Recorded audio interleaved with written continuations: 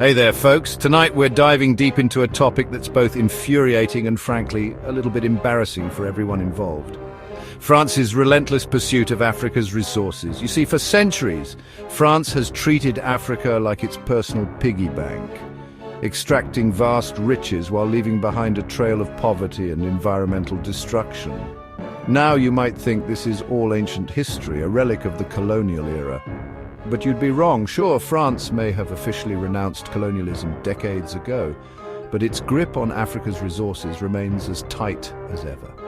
From gold and diamonds to uranium and rare earth minerals, France continues to benefit from the exploitation of Africa's natural wealth. And the worst part? They're doing it all under the guise of cooperation and development. But let's be real, folks, this isn't about helping Africa, it's about lining the pockets of French corporations and propping up the French economy.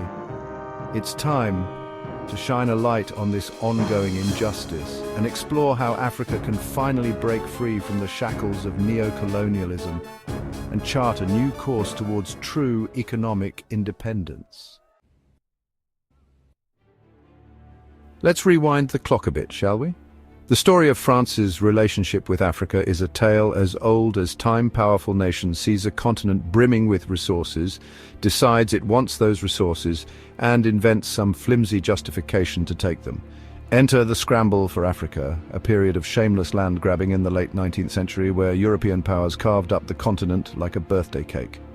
France, not wanting to miss out on the all-you-can-colonize buffet, got particularly handsy, snatching up a huge chunk of West and Central Africa. And what did they find in their newly acquired territories? Oh, just a treasure trove of gold, diamonds, uranium, bauxite, you name it. It was like winning the colonial lottery, except, with a lot more oppression and forced labor. These resources weren't just shiny trinkets for French museums, they were the engine of the French economy. They fueled French industries, funded French infrastructure, and generally allowed France to live large, while millions of Africans toiled in their own lands for a pittance. Now, you might be wondering how France managed to maintain such a stranglehold on Africa's resources for so long. Well, my friends, it's a tale as old as colonialism itself. Divide and conquer, exploit existing power structures, and when all else fails, just straight up rig the system in your favor.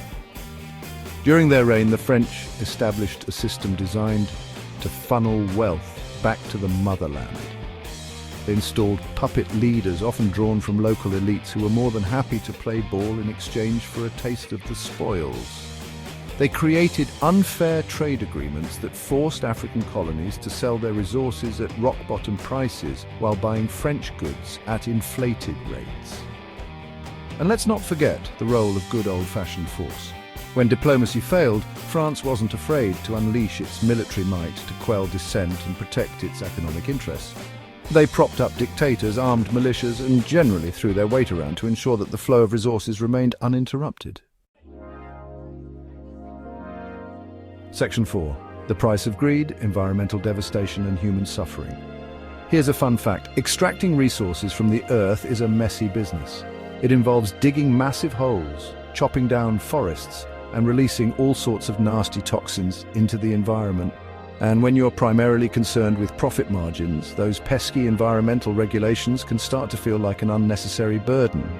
Guess who got stuck with the pollution, deforestation, and poisoned water supplies? Yep, the very people whose resources were being plundered, the African people.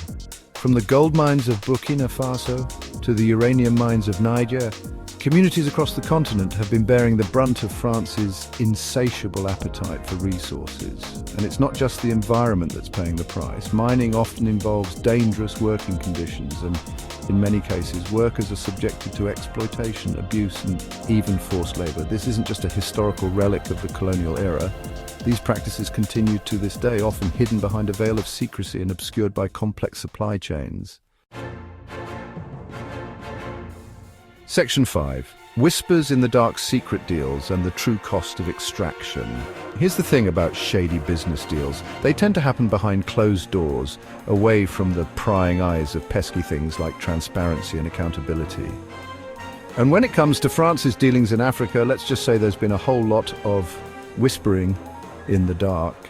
Over the years, there have been countless reports of secret mining contracts, underreported exports, and opaque financial transactions that benefit French companies at the expense of African nations. These deals often involve complex financial instruments, offshore tax havens, and a healthy dose of good old-fashioned corruption.